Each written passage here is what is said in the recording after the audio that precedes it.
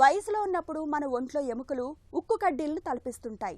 అయితే వయసు పైబడుతున్న కొద్దీ ఎముకల్లో బలం కూడా తగ్గుతూ వస్తుంది. 40 ఏళ్ళు వచ్చేసరికి చాలా మందిలో ఎముకల బలహీనత కనిపిస్తుంటుంది. చాలినంత శ్రమ లేకపోవడం, ఒంటికి ఎండపొడ తగలకపోవడం, సరైన ఆహారపు అలవాట్లను పాటించకపోవడం, విటమిన్ డి లోపం ఇవన్నీ ఎముక పుష్టిని దెబ్బతీస్తుంటాయి. అయితే ఇలాంటప్పుడు జీవనశైలి, ఆహార వ్యాయామాల విషయంలో తగిన జాగ్రత్తలు తీసుకుంటే ఎముకల్లో బలాన్ని పెంచుకోవచ్చని చెబుతారు నిపుణులు. 40 ఏళ్లలో ఎముక పుష్టి కోసం తీసుకోవాల్సిన జాగ్రత్తల గురించి డాక్టర్ని అడిగి ఇప్పుడు తెలుసుకుందాం.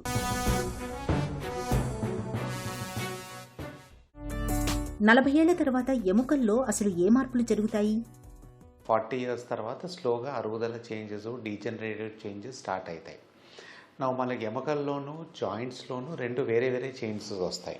మనకు జాయింట్స్ లెటర్సే మోకాల్ జాయింట్ ఉండొచ్చు, హిప్ జాయింట్ ఉండొచ్చు, అవి బోన్ కాదు, జాయింట్లో అరుగుదల చేంజెస్ స్టార్ట్ అవుతాయి ఎర్లీ స్టేజెస్. కొంచెం నొప్పులు రావచ్చు, మెట్లెక్క దిగేటప్పుడు నొప్పులు ఉండొచ్చు, మెడ నొప్పి రావచ్చు, నడుము నొప్పి రావచ్చు. ఇవన్నీ బోన్స్లో అరుగుదల changes and wear and tear spondylitic changes అని మనం కామన్ వర్డ్స్లో వాడే దాంట్లో నీలో మనం అనేది ఎర్లీ ఆర్థరైటిస్ గురించి.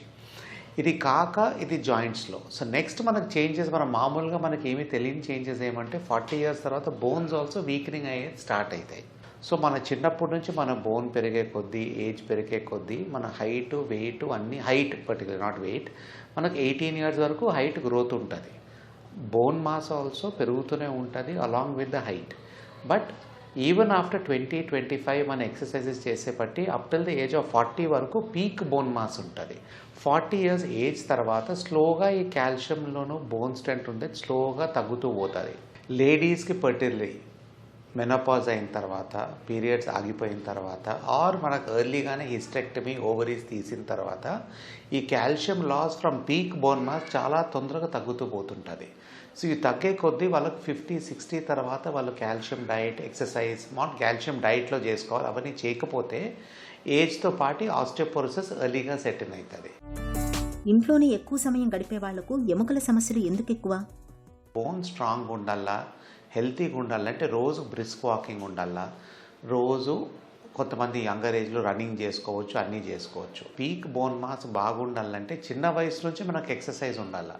పిల్లలు ఓన్లీ ఇంట్లో ఉండి వీడియో గేమ్స్ ఆడేది కాదు, బయట పోయి స్పోర్ట్స్ ఆడాలా, వాళ్ళ న్యూట్రిషన్లో అడిక్వేట్ కాల్షియం డైట్లో ఉండాలా. ఇవన్నీ ఉంటే వాళ్ళ పీక్ బోన్ మాస్ బాగుంటుంది. ఇంట్లో ఉండే వాళ్ళకి main negative thing is vitamin D అండి. సో మనకు 70% విటమిన్ డి మనకు వచ్చేది మన ఎండ సన్లైట్ ఎక్స్పోజర్తో స్కిన్ నుంచి అబ్జార్ప్షన్ వస్తుంది.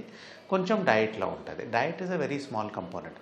సో ఇంట్లో ఉండే వాళ్ళకి కానీ మనం రికమెండ్ ఏం చేసేదంటే between 9 to 4 in the mornings, 9 AM to 4 PM వరకు weekly at least 5 days for 20 to 25 minutes ఎండలో సన్లైట్ ఎక్స్పోజర్ ఉండాలి మనకు. సో అది very important for keeping the vitamin D levels normal. అది తక్కువ ఉన్నప్పుడు మనం సప్లిమెంట్స్ వేసుకోవచ్చు. సో విటమిన్ డి తక్కువ ఉంటే మనం ఓరల్గా కాల్షియం తీసుకునేది ఆల్సో అబ్జార్ప్షన్ తక్కువ ఉంటుంది. ఉండే విటమిన్ డి లెవెల్స్ తక్కువ ఉన్నప్పుడు బోన్స్ ఆల్సో స్లోగా వీక్ అయ్యే ఛాన్స్ ఎక్కువ ఉంటుంది. So sunlight exposure important. And ఇంట్లో ఉన్నప్పుడు కానీ రోజు వెయిట్ బేరింగ్ ఎక్సర్సైజెస్ చేయాలా. వెయిట్స్తో డంబెల్స్, జిమ్కి పోయి ఎక్సర్సైజ్ చేయాలా, రోజు ట్రెడ్మిల్ అయినా పర్వాలేదు వాకింగ్ చేయాలా. సో ఈ వెయిట్ బేరింగ్ ఎక్సర్సైజ్తో బోన్ స్ట్రెంత్ వస్తుంది, జాయింట్స్లో ఆల్సో న్యూట్రిషన్ బెటర్ ఉంటుంది. బరువు పెరగడం అనేది ఎముకలపై ఎలా ప్రభావం చూపుతుంది? మనకు బరువు పెరిగే కొద్దీ ఎనీ యాక్టివిటీ, ఎనీ బాడీ పార్ట్లో లోడ్ ఎక్కువ అవుతుంది. From the ankles to the hips to the knee. The only joint మనకు వెయిట్తో సంబంధం లేనిది అది upper limb joints. Shoulder joints, elbow joints, finger జాయింట్స్కి వెయిట్తో పెద్ద సంబంధం లేదు. బట్ వెయిట్ ఎక్కువ ఉండే వాళ్ళకి నడుములో ప్రాబ్లమ్స్ వస్తాయి, హిప్స్లో ప్రాబ్లమ్స్ వస్తాయి, నీస్లో ప్రాబ్లమ్ వస్తాయి. బికాజ్ మన బాడీ వెయిట్ అంతా పడుతుంది. మన బాడీ వెయిట్ ఎక్కువ ఉన్నప్పుడు మనం కూర్చున్నప్పుడు ఆ లోడ్ అంతా మన లోవర్ స్పైన్లో పడుతుంటుంది. సో ఆ లోడ్ నడుము మీద వేరెంటైర్ ఎక్కువ ఉంటుంది, నడుము మీద స్ట్రెయిన్ ఎక్కువ అవుతుంటుంది. అది కాక వెయిట్ పెరిగే కొద్దీ నడుము మసిల్స్ ఆర్ బ్యాలెన్స్ బిట్వీన్ నడుమే back muscles and abdominal muscles. పొట్ట ఎక్కువ ముందరకు వచ్చి వెయిట్ ఎక్కువ అయినప్పుడు నడుము మీద లోడ్ ఎక్కువ పడుతుంది, బ్యాక్ పెయిన్ ఎక్కువ వస్తుంది. ఇట్లా ఓవర్ వెయిట్ ఉన్న వాళ్ళకి నార్మల్గానే జాయింట్స్ మీద లోడ్ ఎక్కువ పడి అరుగుదల ఆల్సో తొందరగా అయ్యే ఛాన్స్ ఉంటుంది. సో వాళ్ళ వెయిట్ మెయింటైన్ చేసేది, అడిక్వేట్ ఎక్సర్సైజ్ చేసేది చాలా important for hour bone health and for joint health. కూర్చునే భంగిమలు సరిగ్గా లేకపోయినా ఎముకల సమస్యలు పెరుగుతాయా?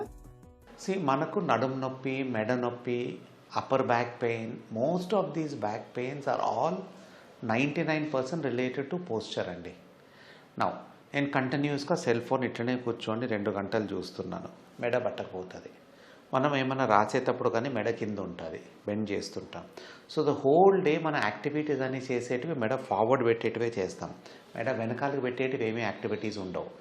సో ఈ మూలంగా మన నెక్ పోస్చర్ ఎప్పుడు మనం స్ట్రైట్ ఉండేది. నార్మలీ ఆ neck, year and shoulder should be at one level, neck straight ఉండాలి. ఆ పోస్చర్ బ్యాడ్ ఉన్నప్పుడు నెక్ మీద స్పాండిలైటిక్ చేంజెస్, అప్పర్ బ్యాక్ మీద మసిల్స్ వీక్ అయ్యి పెయిన్ చాలా వస్తుంది. సో నెక్ పోస్చర్ మెయింటైన్ చేసుకోవాలా, back exercises, neck exercises, yoga exercises, general body stretches చేస్తే చాలా మంచిది. The same thing in the lower back also. కూర్చుంటే పోస్చర్ ఇంపార్టెంట్. ఎప్పుడో ఒకసారి సోఫా మీద మనం అర్ధ గంట కూర్చుంటాం, గంట కూర్చుంటాం. బట్ అదే మనం సోఫాలో గంటలు కూర్చుంటే డెఫినెట్గా నడుము పోస్చర్ మీద డేంజర్ ఉంటుంది. కూర్చున్నప్పుడు స్ట్రెయిట్ ఉండాలా, నడుము మీద బ్యాక్ సపోర్ట్ ఉండాలా. And every half an hour 1 hour మనం చైర్ నుంచి లేచి తిరిగి పోస్చర్ కొంచెం నడుస్తూ వచ్చి మళ్ళీ కూర్చోవచ్చు. ఎముకల బలం కోసం ఎలాంటి ఆహార నియమాలు పాటించాలి? మనకు మోస్ట్ ఆఫెన్ మనం చేసేది మన డైటరీ రొటీన్లో we're not concentrating on protein intake so much. So మన Indian diet is more of carbohydrate ఎక్కువ ఉంటుంది. సో దాంతో వెయిట్ ఎక్కువ పెరుగుతున్నారు అందరూ, అండ్ యాక్టివిటీ ఆల్సో తక్కువ అయ్యే కొద్ది. So most important far bone health is to have adequate calcium in the diet. So natural source of calcium, green leafy vegetables ఉండొచ్చు, ఫిష్ ఉండొచ్చు, పన్నీర్ ఉండొచ్చు, కర్డ్స్ ఉండొచ్చు, మిల్క్ ప్రోడక్ట్స్ ఉండొచ్చు, ఇవన్నీ చీజ్ ఇవన్నీ తీసుకోవాలి అడిక్వేట్గా. బట్ కాల్షియం అలోన్ మనకేం హెల్ప్ రాదు. కాల్షియం ఓన్లీ తీసుకొని కాల్షియం సప్లిమెంట్స్ చేసుకొని మిగతా 2 పాయింట్స్ మనం చేయకపోతే it is a waste of time. So calcium డైట్లో అడిక్వేట్ ఉండాలి. But the most important is exercise for bone health.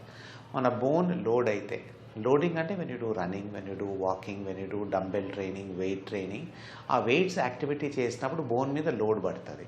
Bone మీద లోడ్ పడినప్పుడు it becomes further stronger.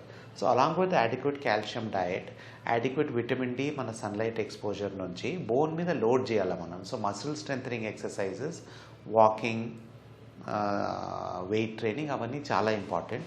And మన డయట్లో ప్రోటీన్ ఆల్సో అడిక్వేట్ ఉండాలి.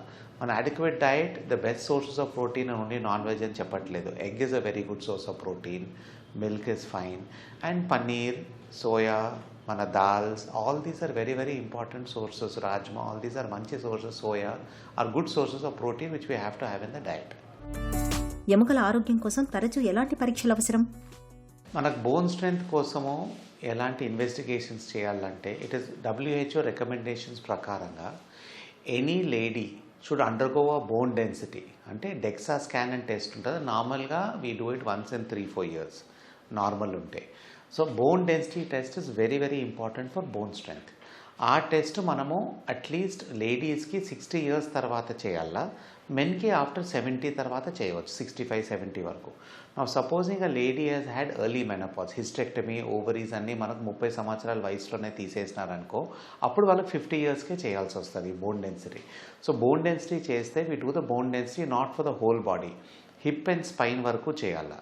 ఆ బోన్ డెన్సిటీ చూసిన తర్వాత మనం దానికి ఏమేమి ట్రీట్మెంట్స్ ఇవ్వాలా, ఎక్సర్సైజెస్ ఏం చెప్పాలా, డైటరీ కాల్షియం ఎట్లా పెంచుకోవాలా, కొంచెం కాల్షియం ట్యాబ్లెట్స్ ఇవ్వాలా, అన్నీ ప్లాన్ చేసుకోవచ్చు. అలాంగ్ విత్ దీస్ ట్యాబ్లెట్స్ కాల్షియంతో పాటు బోన్స్కి కాల్షియం పోవాలా, బోన్ స్ట్రాంగ్ కావాలంటే ఆస్టియోపోరోసిస్ ట్రీట్మెంట్ ఆల్సో స్టార్ట్ చేయవచ్చు, which is either weekly tablets or yearly injections. Various options ఉన్నాయి. వయసుతో పాటు ఎముకల్ని బలంగా ఉంచుకోవడానికి మనం చేయాల్సిందల్లా ఒకటే, చురుకైన జీవనశైలి పాటించాలి, మంచి పోషకాహారం తీసుకోవాలి, నిత్యం చాలినంత వ్యాయామం చేయాలి. ఈ జాగ్రత్తలు మన ఎముకల్ని బలంగా ఉంచుతాయి.